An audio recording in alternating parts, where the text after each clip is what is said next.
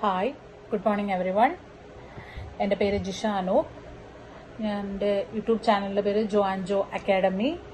Mainly ഇത് concentrate ചെയ്യുന്നത് എൻകെലക്സ് എഴുതാൻ പോകുന്നവർക്ക് വേണ്ടിയിട്ടാണ്. കാരണം എല്ലാവർക്കും അറിയാം, നഴ്സസ് എന്ന് പറയുന്നത് ജോലി ചെയ്തുകൊണ്ട് എൻകെലക്സ് പഠിക്കുക എന്ന് പറയുന്നത് എല്ലാവർക്കും ഒരു ബുദ്ധിമുട്ടുള്ള കാര്യമാണ്. കാരണം നമ്മൾ മിക്കയിടത്തും നമ്മൾ ജോയിൻ ചെയ്യുമ്പം അവർക്കൊരു പെർട്ടിക്കുലർ ടൈം ഉണ്ടാവും.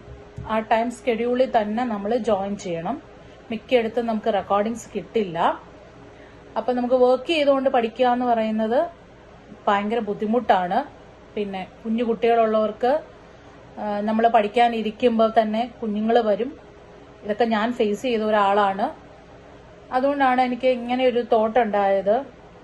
ഒരു ചാനൽ തുടങ്ങിയിട്ട് അതിനകത്തൂടെ എൻകെലക്സ് എന്താണെന്നും പിന്നെ ഓരോ സിസ്റ്റം വൈസ് ഓരോ ടോപ്പിക്സ് ക്ലാസ് എടുക്കാം എന്ന് വിചാരിച്ചു. അതാകുമ്പോൾ ജസ്റ്റ് നിങ്ങൾ സബ്സ്ക്രൈബ് ചെയ്യുക എൻ്റെ ചാനല്. ഇത് വരുന്നതനുസരിച്ച് നിങ്ങൾക്ക് എവിടെ വേണമെങ്കിലും ഇരുന്ന് കേൾക്കാം, എപ്പോൾ വേണമെങ്കിലും ഇരുന്ന് കേൾക്കാം, എത്ര പ്രാവശ്യം വേണമെങ്കിലും കേൾക്കാം. പിന്നെ നിങ്ങൾക്ക് എന്തെങ്കിലും സ്പെഷ്യൽ ടോപ്പിക്സ് അല്ലെങ്കിൽ എന്തെങ്കിലും ആവശ്യമുണ്ടെങ്കിൽ നിങ്ങൾ കമന്റ് ചെയ്താൽ മതി. ആസ് ഏർലി ആസ് പോസിബിൾ അത് നമ്മൾ എടുക്കാൻ ശ്രമിക്കുന്നതായിരിക്കും. എനിക്ക് തോന്നുന്നു എല്ലാ നഴ്സസിന്റെയും ഒരു സ്വപ്നമാണ് നമ്മൾ വർക്ക് ചെയ്യുന്ന സ്ഥലത്തു നിന്ന് യൂറോപ്യൻ കൺട്രി അല്ലെങ്കിൽ US പോവുക, അല്ലെങ്കിൽ അങ്ങനെ എവിടോട്ടെങ്കിലും മൈഗ്രേറ്റ് ചെയ്യുക വിത്ത് ഫാമിലി. പലയിടത്തും നമുക്ക് വിത്ത് ഫാമിലി ആയിട്ട് നിൽക്കാൻ പറ്റുന്നില്ല. അങ്ങനെയാണ് ഞാൻ ഈ കാനഡയിൽ എത്തുന്നതും ഞാനിപ്പോൾ കാനഡയിൽ ഒരു RN വർക്ക് ചെയ്യുന്നതും. എൻകെലക്സ് എന്താണ്? എൻകെലക്സ് എന്ന് പറയുന്നത് ഒരു നാഷണൽ സ്റ്റാൻഡേർഡ് എക്സാം ആണ് നഴ്സസിന് വേണ്ടിയിട്ടുള്ളത്. അതായത് ഇപ്പം അത് ഓസ്ട്രേലിയ, കാനഡ അല്ലെങ്കിൽ US ഒക്കെ പോകണമെങ്കിൽ ഈ എക്സാം മസ്റ്റ് ആണ്. അതായത് നമ്മളൊരു RN രജിസ്റ്റേർഡ് നഴ്സായിട്ട് വർക്ക് ചെയ്യണമെങ്കിൽ ഈ എക്സാം മസ്റ്റ് ആണ്. അപ്പൊ അതിന് കുറെ പ്രോസസ് ഉണ്ട്. നമ്മൾ എക്സാം എഴുതുന്നതിനായിട്ട് എനിക്ക് തോന്നുന്നു നമ്മൾക്ക് ഒത്തിരി ഏജൻസീസ് അവൈലബിൾ ആണ് അത് പ്രോസസ്സ് ചെയ്തു തരാൻ വേണ്ടി. അല്ലെങ്കിൽ നമുക്ക് തന്നെ ചെയ്യാവുന്നതേ ഉള്ളൂ. കാരണം അവർക്ക് കുറച്ച് ക്രൈറ്റീരിയാസ് ഉണ്ട് മീറ്റ് ചെയ്യാൻ വേണ്ടിയിട്ട്.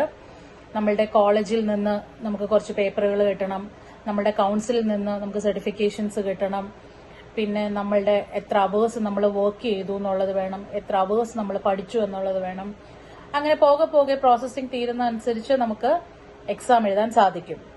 അപ്പം ഞാൻ അഡ്വൈസ് ചെയ്യുന്ന ഒരു കാര്യം എന്താന്ന് വെച്ച് കഴിഞ്ഞാൽ, നിങ്ങൾ എൻകെലക്സിന്റെ പ്രോസസ് തുടങ്ങുമ്പോൾ തന്നെ നിങ്ങൾ പഠിച്ചു തുടങ്ങണം.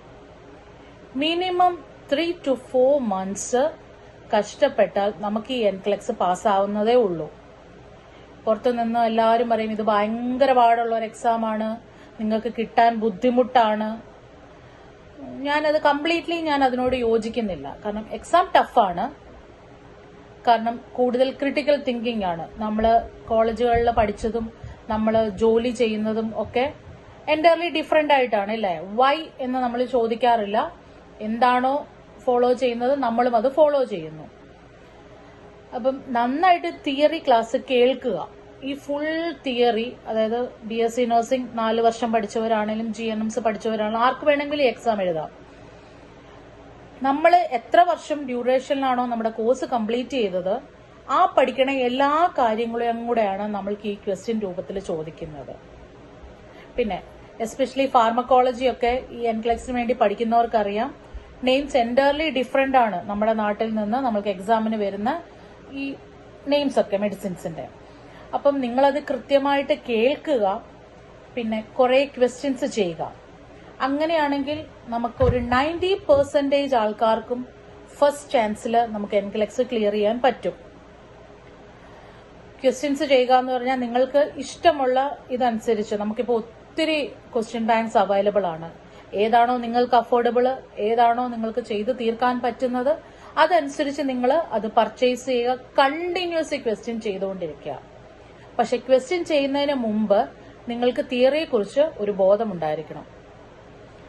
തിയറി നമുക്ക് കംപ്ലീറ്റ്ലി കാണാതെ പഠിക്കാൻ പറ്റില്ല, അത് എല്ലാവർക്കും അറിയാവുന്ന കാര്യമാണ്.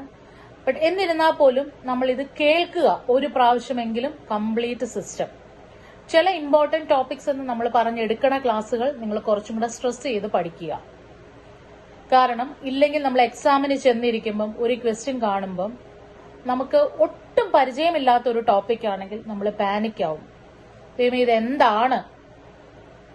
അങ്ങനെ നമ്മൾ കുറേ സമയം അതിനു വേണ്ടിയിട്ട് നമ്മൾ വേസ്റ്റ് ചെയ്യേണ്ടതായിട്ട് വരും. അതുകൊണ്ട് തന്നെ നന്നായിട്ട് തിയറി കേൾക്കുക, പിന്നെ അത് കഴിഞ്ഞിട്ട് ക്വസ്റ്റ്യൻസ് ചെയ്യുക. അപ്പം ഞാൻ ഓരോ സിസ്റ്റം വൈസാണ് ക്ലാസ് എടുക്കാൻ ആഗ്രഹിക്കുന്നത്. അപ്പം നിങ്ങൾ എല്ലാവരും എൻ്റെ ചാനൽ സബ്സ്ക്രൈബ് ചെയ്യുക. എന്നും തന്നെ നമ്മുടെ വീഡിയോസ് ഉണ്ടാവും. എൻ്റെ ഒപ്പം തന്നെ നിങ്ങൾ ഫോളോ ചെയ്യുക.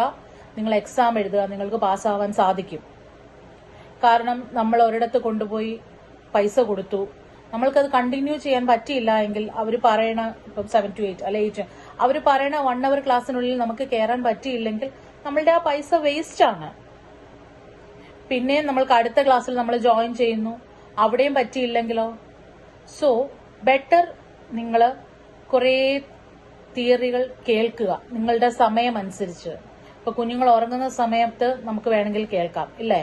അല്ലെങ്കിൽ നമ്മൾ ട്രാവൽ ചെയ്യുന്ന സമയത്ത് നമുക്ക് കേൾക്കാം. പിന്നെ സ്റ്റെപ്സ് ഒക്കെ നിങ്ങളോട് ഞാൻ പറഞ്ഞതുപോലെ തന്നെ തനിയെ ചെയ്യാൻ ശ്രമിക്കുക, അല്ലെങ്കിൽ ഏജൻസിയുടെ കയ്യിൽ കൊടുക്കുക. അപ്പം C you in the next video. നമ്മളുടെ നെക്സ്റ്റ് ടോപ്പിക് അനുസരിച്ച് നമ്മളുടെ വീഡിയോസ് നമ്മൾ സ്റ്റാർട്ട് ചെയ്യുന്നതായിരിക്കും. Thank you all. ദയവേത് എല്ലാവരും ഇത് സബ്സ്ക്രൈബ് ചെയ്യുക, ബെൽ ബട്ടൺ ഒന്ന് അമർത്തി വെക്കുക. അങ്ങനെയാകുമ്പം നിങ്ങൾക്ക് എൻ്റെ പുതിയ വീഡിയോസ് കാണാൻ പറ്റും. Take care. Have A nice day.